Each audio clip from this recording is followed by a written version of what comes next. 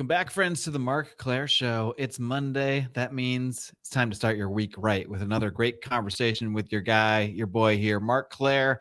Got an awesome one today with my friend Tommy Salmons from the Year Zero podcast. It's a hell of a conversation all about ESG. You guys are going to get a lot out of it. Before we get to that, you're going to get a lot out of what I'm going to tell you now. You're going to get potentially, if you play your cards right, some amazing coffee, like these bags I'm holding up that you can see if you're on the video here. I got my Den Blend Dark. You see it's almost empty because I've been going through this thing, as well as the brand new. I've only had one cup of it, and it was amazing. Costa Rican honey prep. You can check out all of these fine coffees from my man, Stephen Fox, longtime Lions Liberty fan that came over, supported this show from the very beginning. And Stephen's a great guy. He started this company, Fox and Sons Coffee, in order to share his love of coffee and teach his sons about entrepreneurship, all to really be a good man, to better his sons, to have an activity to do with the sons, teach them about business. I think it's a wonderful thing. So a great thing to do if you enjoy this show, if you like coffee, is to support our man, Stephen Fox. And to give you a little incentive, I'm even going to hook you up. That's right. I'm going to hook you up with some Marc Clair bucks with a little discount. Use discount code MCS over at foxandsons.com. That's Fox N Sons, the letter N, FOX, the letter N, SONS.com, foxandsons.com, discount code MCS, think Marc Clair Show, will get you 18% off a bag of your choice. So check it out. With that being said, enjoy my conversation with Tommy Salmons. With me today is the host of the Year Zero podcast, as well as, if I do say so myself, I don't have any statistics to back this up. I'm just going to say it because I believe it to be true. He is the number one most well-researched human being on the topic we're going to be discussing today on ESG. He is the great Tommy Salmons. Tommy, welcome to my show. What's up, man? I don't know. You tell me. What's up with you? You got dog problems, duck problems. There's always something going around in your place. No problems. I mean, I did move. I mean, I'm dirty as hell because I moved my baby ducks last night to a new coop, and then I moved my baby chicks to a new coop, and so I've been. I knew you'd have a duck story. Yeah. So the ducks have figured out because I changed their watering situation because I wanted to give them a little swimming area. So. I changed their watering situation, and so they figured out how to make mud, and so they're covered in mud and they're happy. So, I mean, what can I say? What can you say? Well, if you can make a duck happy, I don't know. You can probably there's probably some phrase there that we could think of. I don't know what it is, but it says something about you. I'll say that. But Tommy, before we dive a little bit deeper into the topic we're going to look at today, ESG, something probably a year and a half ago, I didn't even know what it was. Maybe I heard about it in passing. Now, thanks to you and some other people out there, but primarily you, I know a lot more about this topic. We'll get into that in a minute, but first, I just want to get a little more background on yourself. Tell me about Tommy Salmons. How did you get where you are today? And tell us a little bit about what you do on the Year Zero podcast. Yeah, okay. So I'm a truck driver. Been driving truck for 20 years now. Jeez, I'm getting old. I have 5 kids. I have 5 kids. My youngest will graduate this year. And I mean, there's not really that much important to me other than I always just say I just bought a microphone and started talking about the stuff I saw going on around me. I think it's kind of weird that podcasters get such credit. And it's like, okay, like all I did was just start talking about stuff publicly that I was already talking about, with people around me. Year Zero, I cover everything from conspiracy theories to religion and politics of all sorts of natures. I try to keep it friendly as to how you can make changes in your own life to counterbalance some of the things that we see going on around us. So a lot of what I talk about is getting out of the cities and, farming. I don't consider myself a Jack Spirko, homesteading guy. I'm not near as well educated. Brother, you got ducks. You're a lot further along than most of us. Well, I'm not near as educated on the subject as him, but I do encourage people to do things and just experiment and try to figure things out. Very good. Well, I mean, what we're going to talk about today, really, it might seem like something that might not affect the guy as much who's out there with his own plot of land, homesteading and such like that. You might think that on the surface when we're talking about, financial limitations, financial regulations, and that sort of thing. But as we'll discuss today, this thing really is seeping into everywhere. So I just want to start by kind of just doing like an ESG 101. Tell us a little bit about how this subject first came up on your radar, and just lay out the basics for us. Like, what exactly is ESG for someone who's never heard about it before? Explain it like we're five, like I'm five at least. Yeah. Okay. So I discovered ESG at the end of 2019 is when the acronym first popped up on my radar. I was reading a Time magazine article called The Great Reset, written by Klaus Schwab. And he mentioned a couple of things in that article, and I didn't really know what they meant at the time. And one was stakeholder capitalism. The second was ESG. I had no idea what either of these things were.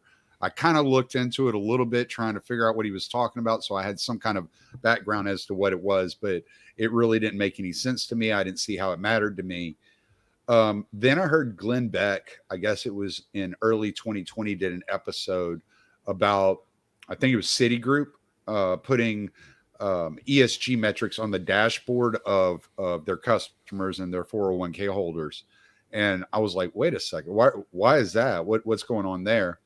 And so I started looking into that, and I ran into a lot of information based off of that alone, and seeing how it was being tied to investors, and specifically corporate investors at the moment, but it was slowly creeping into 401ks, and that it was going to affect everything that you did outside of your financial, outside of the financial side of things. And they were utilizing the financial market in order to lean on you, to force you into living or thinking or acting a specific way. So it was basically weaponizing the banking institutions and the financial markets in order to bend your style of living. And so I started doing research on that. And what I found was that in 1971, I believe it was, Klaus Schwab wrote an essay called Stakeholder Capitalism. The entire idea of ESG is based off of that essay, which you can find online in PDF form for free.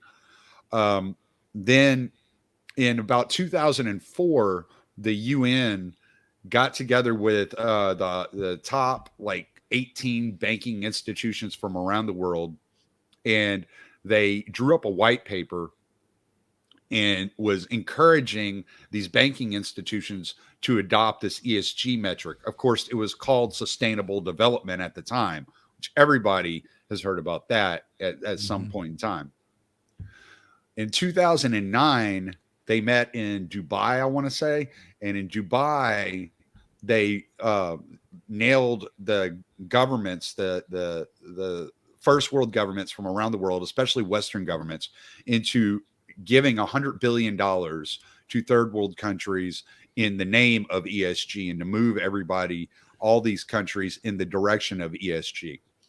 This struck me because in shaping the future of the fourth industrial revolution, Klaus Schwab mentions that one of the goals was to force third world and tribalistic communities into accepting the technocratic state, so to speak. He didn't say it quite that bluntly, but that's what he's talking about. He's talking about forcing like the tribal communities into this more technological style of living, and to introduce technology to like the Amish and these people, tribal communities in third world countries such as sub-Saharan Africa, things of that nature. So he was talking about how you can incorporate all these people into this market and put fences around them, geofencing, so to speak, around them. It will be so much more free living in the city. Right. The 15-minute city. That's my terrible Clash shot. Well, and so this added on to like kind of my my thought pattern already. I already wanted to get out of Houston. I always wanted to get out of Houston. I wanted to get out to the country. I always enjoyed the country. I love the country. It's relaxing. It's slowed down. The hustle and bustle of cities like Houston just didn't do it for me. I found it like stressful. It created anxiety for my mentality. So when I saw, how long had you lived within the city itself? Did you grow up in a city, or did you grow up sort of outside a city and then moved to one as an adult? I'm just kind of trying to gauge your cityness. I grew up more in the city than I did out in the country. I was born in a small town in Louisiana, Moss Bluff. Lived there until I was probably about 4. We moved to Florida, lived in Fort Lauderdale for a while. Then moved back to Moss Bluff. My mom and my dad found jobs in Dallas. So about 6 years old, I was living in Dallas. I lived in Dallas until I was about 12 or 13. Then we moved to Houston. And we lived in the suburbs just outside of Houston. We lived in Bear Creek. We lived in Cypress. We lived in Katy. But I mean, that if for as long as I lived there, from the age of 6 years old or 13 years old till I was in my 30s, I saw basically the city expand and just kind of swallow the suburbs. And so it wasn't a place I wanted to live. Growing up, I always went back to Louisiana, to Moss Bluff, to Topsy, all these little small towns in Louisiana to visit my family. That's where I would spend my summers. So I always kind of had that connection still with that side of my family and of my life. And I always liked it more. It was more relaxing, more enjoyable. I always enjoyed nature. I was the type of kid that could go sit outside and watch the grass grow, and I'd be perfectly happy. And you didn't have that opportunity in the cities. Everything was go, go, go, noise all the time, no silence, no time for meditation or just hanging out. So it really is incredible, the difference, even just for me living in Los Angeles for 18 years. And now I it's not like I live in the boonies or anything. I'm pretty darn close to a major city. And it's definitely what not what you would call like living in the sticks, but even just being not in Los Angeles and not in the center of a major city, it's incredible how much lower my stress is just not being around, not being in all this bumper to bumper traffic all the time, not hearing all the bumper to bumper traffic, not seeing and feeling just like the demonic forces that at least feel like there are in certain cities, at least in Los Angeles. At this point, I mean, by the time I left Los Angeles, it didn't matter if you were in the worst part of town or across from the Beverly Hilton. You were probably going to run into some not so savory characters along the way. So I definitely noticed the difference just for me. So I can't imagine how much more of a difference it is really being out there like you are. Yeah. I mean, I'm pretty far out there. So, I mean, there is Beaumont, which is a small city, is fairly close. It's 20 minutes away. But yeah, I have some land, and I am off of a farmer's market road, which is fairly busy, that leads into a town of like 2,000 people. But yeah, I live pretty far out. I live pretty close to the Louisiana border now. And so I can go to Louisiana and see my family there if I so desire. And I'm still close enough to my parents and my kids where if I want to go to Houston and see them, I can. So I'm not completely like pushed out of society, but I can escape if I so desire. Like this morning, I was drinking my coffee. I went to go check on my ducks that I just moved to the coop out by the pond. And I just sat out there for 15 minutes, just staring at the water, and that's nice. I enjoy that. To me, that's just relaxing. Yeah, I do that on a pond out here looking for alligators, but they still have not poked their head out. I'm starting to wonder if they're real, but anyway, it's neither here nor there. I'll probably find out. The day I'll find out they're real might be the day I wish I didn't find out they were real, but it's neither here nor there. So continue on your kind of tale about ESG here, because I kind of diverted you with the city talk, but this will circle back, because I think there is something to the idea that now they are really they almost want to end the way you're living. They almost want to end the idea of living outside of society or even not living within a city. They're trying to push everyone into cities more and more and more and stack people on top of each other. And I don't think that's coincidental to the way that people like you and I feel when we're in the city, if that makes sense. Yeah, no, absolutely. And that's exactly where I was going with this is I had already wanted to get out of cities. And then I saw, like, reading on what they're talking about, I saw that the enemy to their plan was the people that live out in the country, the more tribal, community-oriented people. They actually explicitly state it that way? Yes. Yeah. Like they use the word enemy? No, he doesn't say enemy, but he says that the goal is to incorporate the tribal communities into the technological system. That's a nicer way to put it. Incorporate. Sounds very, very loving. Yeah. He writes about it as if he's doing them a favor, that once they discover this way of living, no matter how they feel about it at first, they'll find that it's better. But what we know is when they introduce things like this, these propaganda tools into our lives, it's not to capture us, it's to capture our children. The next generation always accepts the ongoing cultural dynamics. So in 2015, you had the Paris Climate Accord. Okay. So the Paris Climate Accord, they got the bankers and the governments together in the Paris Climate Accord, and they got the bankers to sign on to the government project of cutting green emissions, and specifically signing on to the social engineering or the social justice program that they were incorporating through transgenderism and the LGBTQ community. The banking institutes and institutions and the corporations signed on to that, joined in. Then Trump was elected. When Trump was elected, he backed out of the climate accord. Now, he didn't back out of the climate accord because of the things that were going on behind the scenes with the banking institutions. He didn't know about that. That stuff was kind of kept in the background, so people weren't paying attention to it. The reason the PR part of it was like, we're going to save the climate by reducing our emissions, this and that. But then on top of that, which doesn't make the headlines, is, we're also going to incorporate social justice and all these other things into the banking system. Psst, by the way. Yes.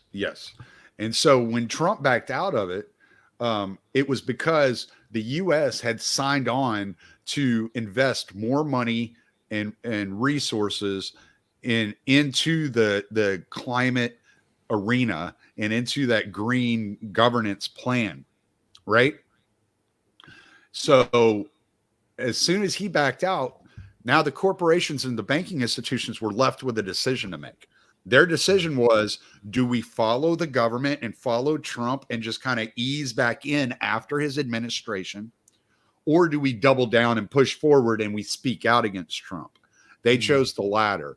And by them choosing the latter and creating an environment for Klaus Schwab to start coming out and speaking out openly against Trump's decision to back out of the climate accord, is the only reason that we know about ESG, which was thought up in the early 2000s. So they have in a way, no matter what you think of him, you do kind of have to thank Donald Trump, even if it wasn't on purpose. But that issue of the Paris Climate Accord really brought this whole thing out into the open. Right. Yes. And they have, and what we have to realize when we're looking at this scenario and the battle that we're entailing and taking on here with ESG, is that they have about 20 years on us. By the time we discovered what was going on, they had already been pushing these projects for about 20 years. So they're a number of steps ahead of the game right now. So I assume that in some way, like when this came upon, when you first started sniffing this out, you're almost took on the role of like a gumshoe detective here, because you started researching this before, now you will see this sort of in the headlines. Like you have Ron DeSantis and other governors speaking out against ESG and divesting and things like that. But even like 2 years ago, you never really heard of this stuff, but you were already sort of like on the trail at that point in time. Yeah. It's like when last time I was on with Pete, we were talking about when I was on his show in 2020, I think it was either late March or early April of 2020. and I'm talking about this stuff, and he's like, "You sounded crazy." He said, "You sounded like a lunatic." He's like, "I could see what you were saying, and I understood it." He said, "But you sounded crazy because nobody else was talking about it." So now that the conversation about ESG is more out in the open, like what are the enforcement mechanisms that exist right now to push this stuff upon institutions or individuals? How is it actually functioning in reality? Okay, so what happened was in March, it was early March of 2020, the SEC put together a task force. All right. You already had a lot of financial institutions that were adhering to ESG policies before this. Again, they would call it sustainable development, yada, yada, yada, yada. But so in March of 2020, the SEC put together a task force. The task force purpose was to ensure and measure the adherence of the financial institutions into ESG. All right. So the way that they managed this was to control who the financial institutions were doing business with, which corporations they were giving loans to, financially funding, who they were approving for home loans, et cetera, et cetera. So their first step was to start monitoring the corporations and how the corporations were spending money, how the corporations were doing business, how many women were on the board of directors, how many trans people were on the board of directors, what was their climate impact. And you can look, I mean, there are some like really ridiculous things that you can look into.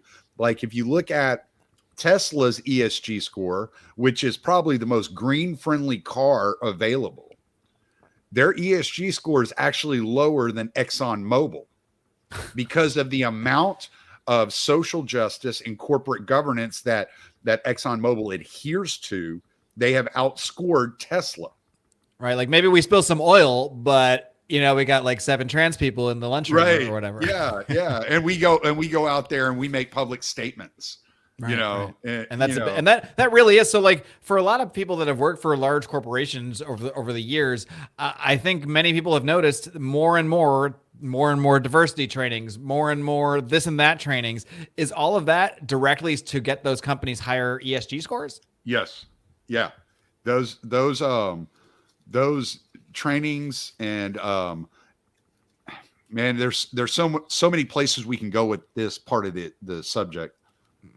So, I mean, I have been through some myself without getting into too many specifics, but I was in one that was about like voting rights and voting, and they didn't say it, but they all but said, go vote Democrat. I mean, it was short of actually saying it. It's essentially what they were saying. I was just flummoxed at like how brazen it had gone because I'd been working in corporations for 20 years. I'd seen similar type of here's some HR video stuff, but it seems like there was a turn a few years ago, which would line up exactly with what you're talking about, where it went from like, yeah, like don't slap women's asses to like now you have to embrace everybody's this and that. And it just definitely was a big change. Yeah. And it was in 2000 and I joined the military 2001. So it was probably 99 or early 2000. I was working for the Carpenters Union in Lake Charles. And that was something they did. They encouraged you to go vote Democrat. They would brainwash you. They would like propagandize you about voting Democrat. And then they would give you $50 if you took a day off to go vote, right? And so you're basically I'll take the $50 either way, right? Right, yeah. But so you're basically getting paid $50 to vote Democrat. Like that's basically what their whole thing was. And so yeah, you see this now like everywhere. It's just the way it works. And I guess we should like kind of back up just a little bit because I haven't defined ESG for people, and though it's around in the headlines, maybe somebody doesn't know what it stands for. So let's go there. ESG stands for environmental, social justice, and corporate governance, right? So under your environmental, you have like green, like regulations and rules and things that you have to follow under social justice. So just on the environmental real quick though, so that is probably why too, that suddenly a couple years ago, I start seeing whenever you buy like an airline ticket, there's like, oh, here's the green score of this flight. It's a little more expensive, but you're helping the environment. So you might want to look at this flight. I'm like, oh, okay. Yeah. No, thanks. And it's also why you hear oil companies talking about hitting net zero by 2050. You know, okay. Especially BP. BP is probably the worst of all of them. BP, their CEO came out a couple of years ago. I think it was in 2021. He came out and he said the rising oil prices is actually good for BP because it gives us excess money to invest in other forms of energy. So it's really distorted the market and the way companies view things. But yeah, sorry, you're in the middle of the definition when I better. No, that's all right. In the social justice, I mean, it's like what you see with like Coca-Cola or Gillette running these crazy ads, Disney putting all this crazy shit in cartoons. That would be your social justice side. Corporate governance, that would have to do with like healthcare and things of that nature. Now, if you match the ESG metric and up with the geofencing model, which I don't know if you're familiar with geofencing, but the way that geofencing was introduced, it was introduced by Microsoft. And what they did is they started working with corporations. So Microsoft went into business with several corporations, and these corporations would require potential employees to download an app in order to fill out applications and to apply for jobs and to go through the interview process. You would have had to download this app to your phone. What this app was essentially doing was reading all the other apps and interactions on your phone, right? And it was feeding that information back to the corporation. So then the corporation could determine whether you were social justice friendly, whether you were green friendly, whether you were doing all these things. They could determine based upon your social interactions through your phone. They could determine whether or not you were appropriate for the job, if you fit into their ESG model. And are they open about that with those people that are downloading? Do the people downloading it think they're just like going through some mundane procedure, or are they fully aware that we're searching your phone for ESG compliance? And no, this was something that just came out in 2000 and I think it just came out in 2019. There was an article done on it on geofencing and Microsoft. You can look that up. Wow. And they were working specifically with corporations. Now, what's happening with the geofencing? It's being introduced into the public sector now, so the governments are going to be able to begin to use it, which has to do a lot with their 15-minute cities. Me and Courtney just did a podcast on this the other day, and we can touch in on that if you want to, because it's all related. You know, ESG is just a tool for them to use in order to corral you into their technocratic system. And so what was happening is people were getting turned down from promotions that they qualified for in every other form. They were getting fired for jobs based upon their personal interactions, all these things. And they were utilizing the ESG metrics as the model to measure the employees or potential employees up against. Wow. Right. So this has all been going on in pieces all over the place. So if you saw what happened with the Canadian truckers that were protesting up there in Canada, and they started getting their bank accounts shut down, and there are still some today that can't access their funds. They can't access their banking account after it was shut down because their political views do not align with the ESG metric. Wow. I mean, in that case, they were protesting vaccine mandates. So I guess that would fall that falls under corporate governance. Wow. It even specific. Wow. I got to find that graph again. I had the graph. I had downloaded the PDF. I have it on my phone somewhere. I'll try to find it and send it to you after we get done here. So what is we all know there's more than just surface level logic to this stuff, but what is the purported logic of how imposing vaccine mandates upon employees falls under corporate governance? How does that work? Because it's for the safety of all the other employees. So it's considered a safety measure generically. Yes. Yeah, health and safety is what it falls under. Mm-hmm. So for them, it's the same as making your employees wear a hard hat on a construction site or something. It's forcing them to take a COVID vaccine. Yeah, except there's no OSHA Oops, I'm not supposed regulation. to say COVID vaccine. Oh well, we're gonna test it today. Except there's no OSHA regulation that will fine you if you don't do it. It was all done voluntarily. And the reason it was done voluntarily is because they found out, rather than fine them, let's cut off their future financial investments.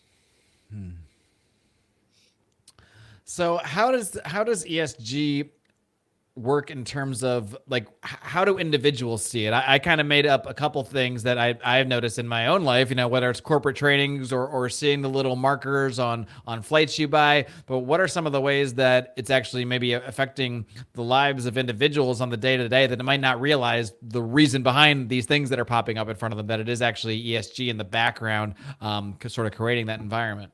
Well, the easiest one to explain, and it's, I heard Vivek Ramaswamy explain it perfectly, was the banking institutions are taking your money. The government is taxing you and taking your money. And they're investing your money in projects that cost you more money.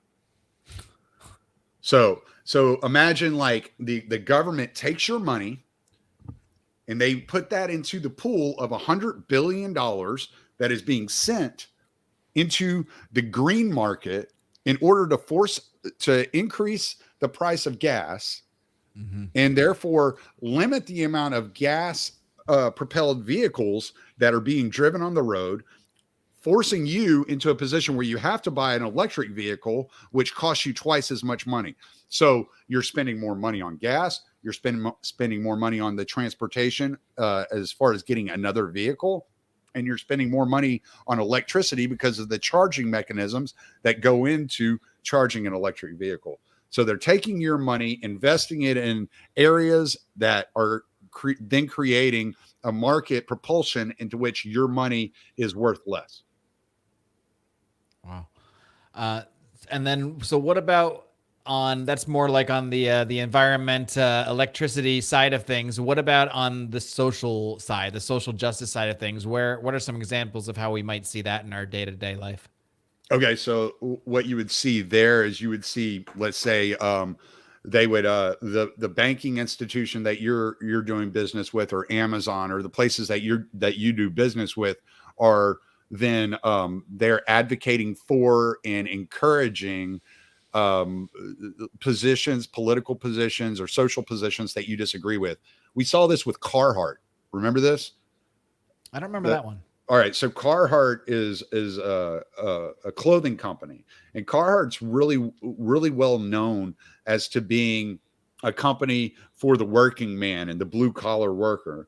And they were doing advertising, and they were speaking ill about people that didn't agree with the trans agenda and this, that, and the other. And they were giving money to the trans agenda. And there was this whole big mess about the working class individuals beginning to burn and protest and boycott Carhartt. Now, it hasn't turned into anything. The Tractor Supply down the road, still number one clothing company that they sell is Carhartt, right? So it's not like their clothing got taken off the shelves. But so they will intentionally go against what you stand for, and they will still benefit from the profits that you are feeding them. We had Coca-Cola do this. We had Gillette do this. Again, Disney, Carhartt. And we see this with all these companies that are, they're going to take your money. They're going to take the profit. You're already addicted to that product. You're addicted to Amazon. You're addicted to Netflix. You're addicted to Coca-Cola. You're addicted to Gillette. You're addicted to Disney. You're addicted to Carhartt. You're going to continue to buy that. They know this. This is what Edward Bernays was laying out in his book, Propaganda. How do you get these people addicted to this, and you propagandize them and move them, right? And so they know that you're still going to spend money with Amazon. I spend money with Amazon twice a week. I know I do. And I know I shouldn't. I'm like, no, I should go to directly to the seller, directly to the manufacturer of this. And convenience is how they get us too. That's also how they're going to sell the 15-minute cities or what have you. And it works because you and I are aware of this and having this conversation. I just picked up 3 Amazon boxes outside my door this morning. You know why? Because I didn't have to leave my bedroom to get them. Exactly. Amazon does not ship toilet paper to to like Puerto Rico with no shipping costs because it is a good financial model. They do it because they can then get you addicted to purchasing from them, and they can bend your lifestyle and change the way you live based upon your spending habits. Mentioning Disney there is pretty interesting too, because I know a lot of people who see things like you and I, and I'm not even saying, I'm not judging either, like, by the way, because I do, like we just talked about the Amazon example, we all do a million different things that go against our beliefs. But yeah, I mean, I know a lot of people who are against Disney and the trans stuff there, and they've been pushing, and the stuff with DeSantis. And next week you see him at Disney World taking all these pictures and hanging out with Mickey. And I think that's just a good example of, like, we almost separate the two things. We might be viscerally opposed to what they're doing, but we all grew up with Mickey Mouse and all these nostalgic feelings. So it's almost impossible to separate that away. And like you said, they know that. Well, people are our age that kind of grew up in the genre we grew up in. Politics and personal life are two different things. Right. But we've entered an age to where they've intermingled and they overlap to such a degree that you can almost do nothing without it being a political statement. My dad actually told me recently, like, he has a best friend of his who he's known literally since he was 15. They're still friends like 65 years later. And he said, I actually have no idea what his politics are because we just don't talk about that. And that just blew my mind. Yeah. to not even have an idea. Yeah. And I mean, I probably up until, I don't know, 10, 15 years ago, I really didn't know what my dad's politics were. Right. It was like, it wasn't something we ever talked about when I was growing up.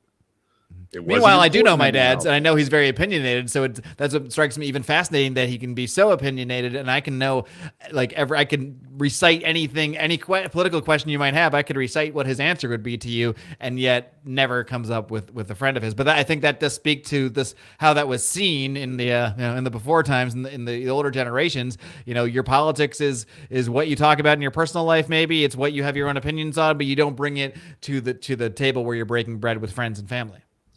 Right. Yeah. Religion and politics are two things you don't talk about in good company is what I was always told when I was a kid growing up, because people get so amplified and so like defensive about these things because they're so tied to it. And people didn't want to offend each other. They just wanted to go along to get along and live their life. And that was used against people by the totalitarians, by the authoritarians, that if they could separate the personal life from the political life, then they could do all these things on the political scale that would invade your political life. And by the time your personal life, and by the time you realized it, it was too late to act on it. Interesting.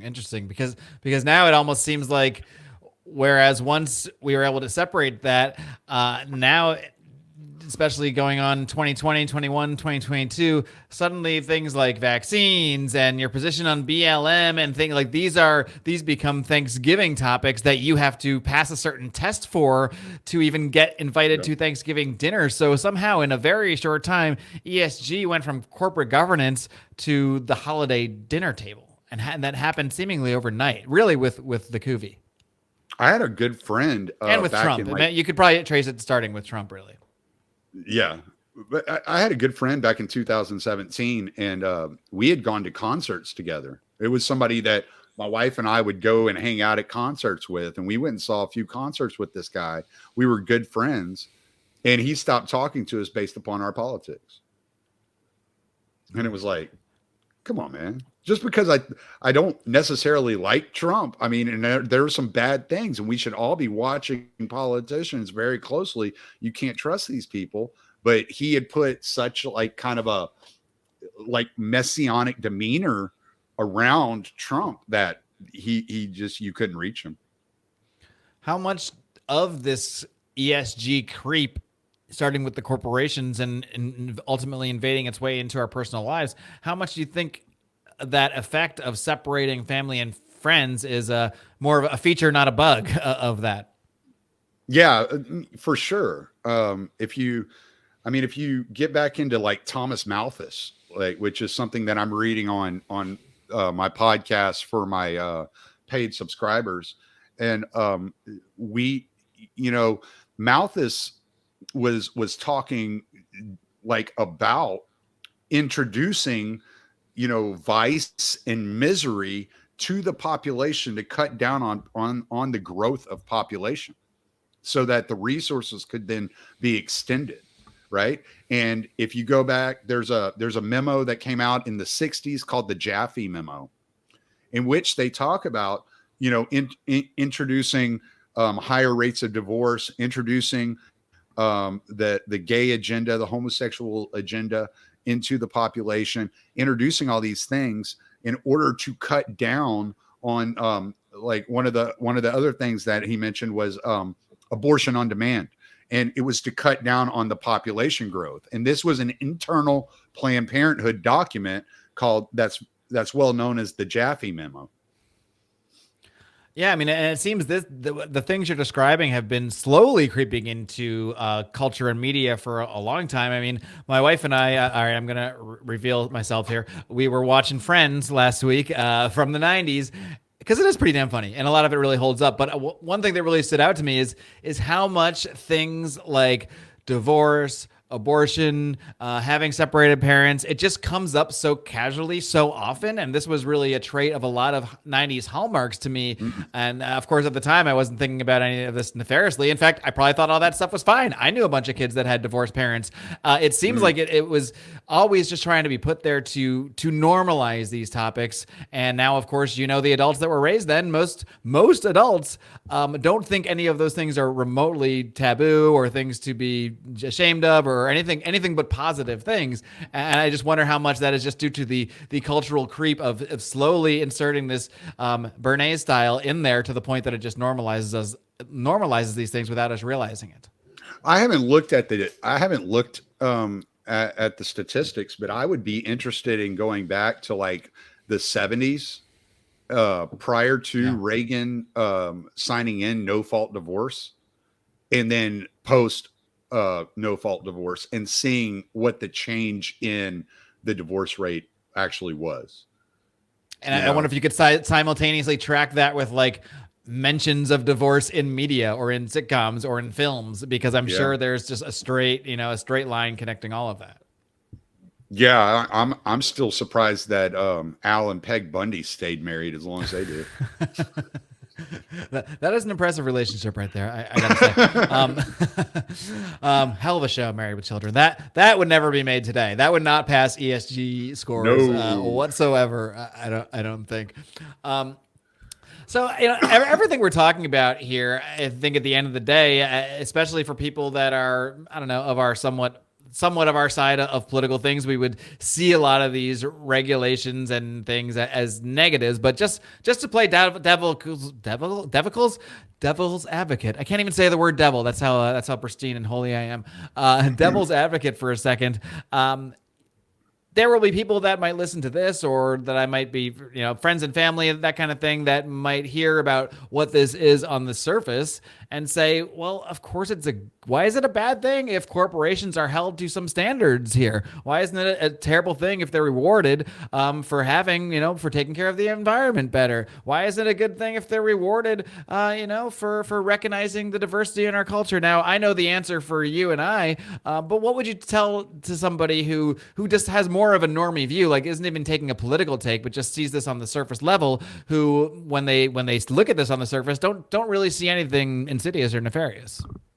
The fact that the federal government can dump tons of money in order to bribe corporations into this regulatory capture aspect, into which the corporations only work within a certain segment of society and therefore cut off and ostracize the other segment of society as a weaponized and a militant arm of the government is pretty dystopian, if you ask me.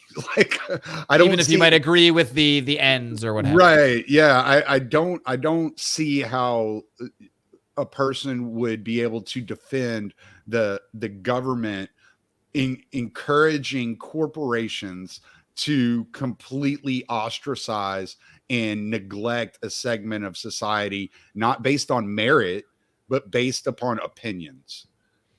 And it totally cuts in. See, this is the thing about ESG that is so horrible, and that people just tend to miss. What ESG has done, it has given the government a go around of the Constitution. They could not discriminate against you based upon your political opinions and freedom of speech, your freedom of religion, these things. What they can do is form this public-private partnership, otherwise known as fascism, and convince the corporations to discriminate against you. And then they can pull their own. It's a private company, bro. Exactly. And this is what we saw with social media for so long in the libertarian sphere. Oh, well, they're kicking all these people off. It's a private company, bro. Okay. Stripe refused to process Alex Jones' credit card purchases. Well, it's a private company, bro. They don't have to pay him out. They don't have to do business with Alex Jones, but they were doing it all on the behalf of the federal government. And after the Twitter files have come out, and we've seen how closely the federal government was working with Twitter to determine who could and could not speak, how can you continue to call it a private company? Not to mention that you've seen since 2009, there have been articles coming out about In-Q-Tel and the funding of these social media companies from the CIA and the federal government. What part of that tells you it's private? Where do you see all this going, Tommy, in terms of, I mean, it has just escalated incredibly over the last 2 to 3 years to the point that once you're aware of it, it's hard not to see it pretty much everywhere. It's kind of like a cult symbolism. Once you know about it, you see it everywhere. Once you know about ESG, you see it everywhere. You can now a lot of commercials you see make more sense. Advertisements, things pushed upon you by corporations or what have you. It makes so much more sense. So it's hard not to see it. So where do you see this going in terms of how it's going to continue to affect our lives going forward? Do you see the sort of corporate governance scores morphing into more of a China-style social credit score where it actually will affect individuals? Like, well, I have to have an ESG score, and then that determines who I can bank with, if I can bank at all. And of course, I know that you're well aware of the CBDC topic and how they are trying to bring in central bank digital currencies as well. So maybe you can tie in how that could relate to this whole thing.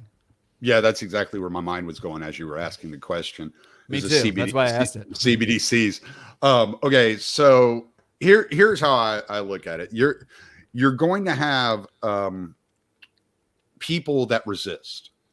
Now, you don't have a choice as to whether or not you get a social credit score. Like that is not. It's not in your purview to voluntarily join in or out. That is not how this is going to work, right? As long as you are operating within the current model, within society, you're stuck in that system. What's going to end up happening is you're going to create parallel systems where there are going to be people living in the black market, in the gray market. The black market and the gray market are no longer going to be just drug addicts or drug dealers, criminals, so to speak. It's going to be people that have rejected the ESG metrics and the totalitarian vision of the community. They're not going to use force in the way that is drawn out in like Brave New World or 1984. That's not the way it's going to happen. They're going to use the geofencing model that I was laying out for you earlier. By Microsoft introducing that to corporations, they were testing the model. They were trying to perfect it so that when they roll it out and you can't pass specific lines because the people on the other side of that line are dangerous. Kind of like, imagine the Berlin Wall. At first, it was meant to keep the dangerous people out, but then it was used to keep the people of the society in, right? But they use that excuse that, hey, we put up this wall to protect you from those people. They're going to do the same thing with the geofencing model. The geofencing model is going to be one as to your car won't operate outside specific limits. Your debit card the chip gets turned off and you can't utilize your bank account outside specific limits. You can't utilize your cell phone outside of specific limits. So you are going to voluntarily keep yourself within the corral that you've been put in based upon the accessibility of your funding. I think the key that you said there too, that a lot of people might let pass by, because a lot of people are going to think, well, how are they going to force us to do this? How are they going to make us do this? Why would I want to sign up for the system? But like you said right there, voluntarily, you're going to want it. You're going to ask for it. Maybe not you or I, but maybe. Who knows? I want the Amazon box, so I'm not going to act like I'm immune to whatever temptations that they might lay out for me. But how do you envision people voluntarily welcoming this into their lives? Yeah, I mean, it's going to be sold to you as it's for your own good. It's for your safety. It's for your security. We're introducing CBDCs because of the inflationary market is going to destroy all your savings, all your investments, the price of your homes, yada, yada, yada, yada, yada. So we have to bring in the central bank digital currency, which can then be tracked and traced and limited. And the CEO of or the president of the IMF has even come out and said the great thing about central bank digital currencies is that we can then limit the purchasing power. We can track and limit the purchasing power. So when we saw that tax go up on sodas in New York a while back, and we were like, that's ridiculous. How can you limit how many sodas somebody buys and tax them based upon their soda purchases? Well, they'll be able to do that. They'll have alerts set up within your banking system. And it's one of the reasons everything you buy. And then when you buy, when you hit ounce 65 of soda for that week, it gets turned off. You can't buy soda anymore. Now, maybe in that case, I might be in favor of it because people drink way too much soda, but that's neither here nor there. Yeah, but it's not what business is of it of mine? I mean, I smoke too much. I drink too much beer. Like, it's like, whatever. I mean, I'm not mad at you. And then you have the situation with Biden vetoing this bill here this week. Well, this bill was put into place by Republicans, specifically Marjorie Taylor Greene, if I remember correctly, introduced this bill. And what this bill did was it was to stop the 401k investors from investing your money in ESG approved products and services. All right. So basically what she was saying is you have to alert the individual that you're handling this other person's money. You have to alert that investor into where that money is being placed. And Biden vetoed it, said, no, they don't have to alert you. The BlackRock or whoever you use for your 401k can put that money wherever they want to put that money. And unless you are like constantly keeping up, like my dad is very vigilant about watching his 401k, knowing where every dime is put and moving it in himself.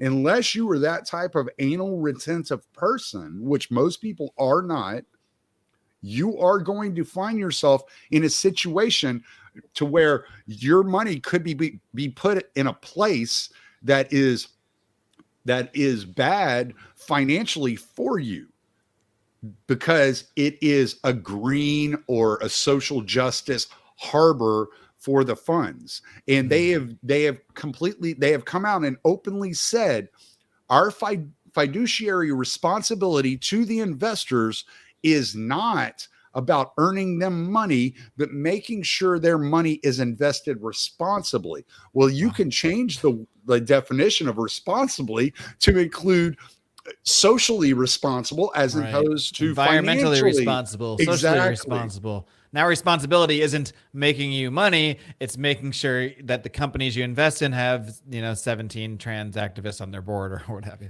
Yeah. So the key to understanding what is going on and how it affects you is by actually taking on the responsibility of being on top of every little thing that your money touches.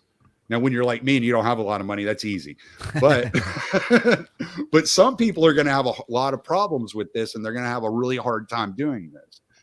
And so I just suggest that you pay very close attention to your banking institutions, to your 401ks and who's investing the money for you. and what their beliefs are, what they're advertising, whether or not they adhere to ESG metrics. And it's something to consider if you're moving a retirement account to one company or some habit. I mean, bring that up. Do you guys comply with ESG metrics? Do you base investing decisions upon ESG, or are you just trying to make me money, which is supposed to be the idea here?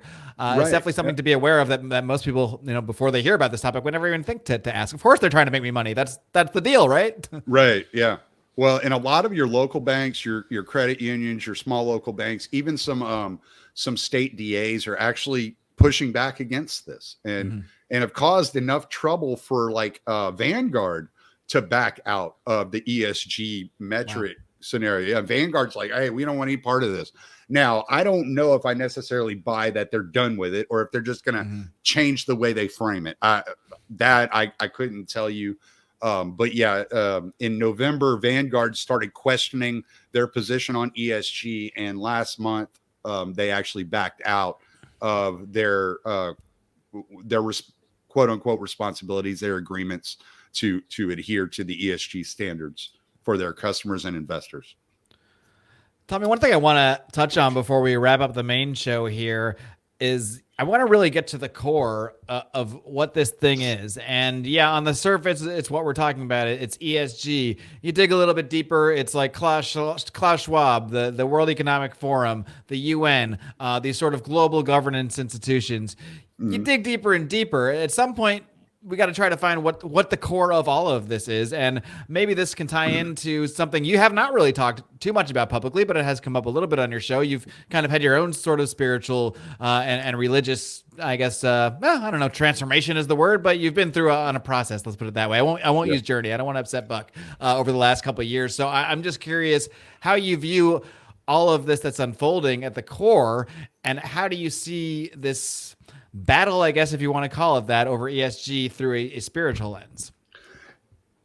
Everything that has occurred from a tyrannical standpoint, whether it be social, financial, resource driven, whatever it is, has been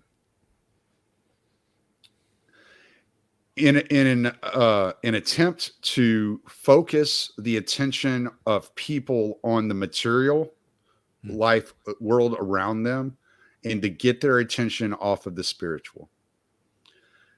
And as you journey into a more spiritual lens, for me, it's Orthodox Christianity. It's not that way for everybody. And I'm not going to sit here and judge, and I don't care to do that. It's not my position. What you find is that even in a situation where you see like the Pope and Islam and the Jews coming together to create one central ecumenist foundation of spirituality, they call it the Abrahamic Religion Foundation or whatever that is. That's Jordan Peterson's thing, isn't it? He's involved with something like that. I wouldn't be shocked at all. No, it's called Abrahamic Religion something or other. Yeah, he just put out last week. Yeah, that doesn't shock me at all. I would say it's all in the realm of undermining truth, because they're saying, well, there's no difference from these religions, and this is leading to H.G. Wells' vision. H.G. Wells had a vision that everybody in the world would come together under a central one world religion, he said, based upon science, and that the excluding of the cultures and of the different religions and the different denominations would then form the cohesion in order to bring in a one world government. The ultimate goal of this is to incorporate and to usher in an antichrist system in which there is that one figure that every person is worshiping and looking to for the answers and the governance of the world. And by distracting your attention and putting your attention on environmental, social justice, corporate governance, It's taking your attention away from humility and prayer. And that's their ultimate goal. What do you envision this person? I say person because maybe it won't be a person, because we've seen a lot of UFO alien stuff. I mean, this might be something we'll dive into a little more in the smoke-filled room bonus segment, but I just want to get your thoughts on what you see that potentially actually looking like in reality. Do you think this will be a politician or something like that? Or how do you see that unfolding potentially anyway? This is all speculation in this. I think ultimately it's going to be, and I'm not gonna put the label person on it, like, because I don't know. It might be it might be Lord Krang or whatever from the, right. The Crab yeah, Nebula. There's no telling, and I'm not gonna sit there and put my foot in my mouth and make too many assumptions. But I suspect you're going to see a lot of charisma. There's going to be a sort of esoteric knowledge that is laid at its feet, and there's going to be a belief that it has answers that to things. Now, you could take that in all kinds of different directions, where it be AI, transhumanism, like whichever. I've heard like people explain it in all kinds of different ways. It would be like a Hellman, like we see in 2001. Well, not really in 2001. It's really in 3001, but where David Bowman, and we talked about this with Jay Dyer a couple weeks ago, but David Bowman merges with the AI robot HAL to essentially become what is the ultimate AI creator of the new universe. Right. I think the ultimate thing that people need to watch out for is be careful for the inventions of man and the creations of man. Because man has done nothing but try to recreate the Tower of Babel over and over and over again. Indeed. All right. Well, maybe we'll dig into this concept a little bit further in the smoke-filled room, where we're going to go in just a second. But first, we're going to wrap up the main show here, Tommy. So before I let you go, just let everybody know where they can find everything you're doing. I mentioned the Year Zero podcast, but you also write pretty damn regularly on an excellent Substack page where you talk about ESG and a lot of other related topics. So feel free to plug away on everything. Oh, geez, I don't write near as regularly as I wish I did. More than I do. Trust me on that. Yeah, TommySalmons.com is where you can find my Substack. I usually put my podcast up there as well. And then the Year Zero podcast, you can find me at the Libertarian Institute. So libertarianinstitute.org /year-0 / or YouTube. Look for Year Zero. Rumble, look for Year Zero. You'll find me. You can't mistake this ugly mug. All right, Tommy Salmons, thanks you so much for joining me here and sort of enlightening my audience on this topic. It will certainly not be the first or last time we'll be hearing about it here, so I'm sure we'll continue this conversation down the road. But until then, thanks so much for coming on my show. Yeah, man, I appreciate that. All right, friends, I hope you enjoyed my conversation with Tommy Salmons. The conversation continued, as it always does, in the smoke-filled room, where Tommy went into detail about some pretty wild experiences he has had that definitely delve into the realm of the spiritual, the supernatural. Even having heard one of these stories before, this is kind of an expanded version, and my mind was totally blown. I really want to get Tommy on the Confessionals podcast to talk about some of this stuff, because it really is incredible. So we delved into a lot of that stuff, as well as some other spiritual matters in the smoke-filled room segment that is available for premium subscribers to the Marc Clair Show. You can subscribe on Patreon, patreon.com/Marc Clair Show. I also have links for Subscribestar, Rockfin, any way you want to support, I'm happy with. Even if that support is just listening to the free version, sharing it around with friends, and being an all-around swell guy. That's support enough for me. That's really all I care about at the end of the day. So check out all the links you need over at marcclair.com. That's MarcClair.com. Next week, friends, I tried to combine the words friends and folks into one word. That's what happened right there. So friends and folks, tune in next week. I've got a stellar conversation for you. Episode 25 with the one and only comedian Jim Breuer. I'm so freaking excited to share this one with you. It's an awesome conversation. And if you want to hear it right now, again, just become a premium subscriber. This one is already available for my primo subs, including the full extended version. The smoke-filled room with Jim Breuer is just absolutely wild and out of this world. So check it all out. Again, you can find all the links to subscribe over at marcclair.com. Until next time, my friends, good afternoon, good evening, and good night.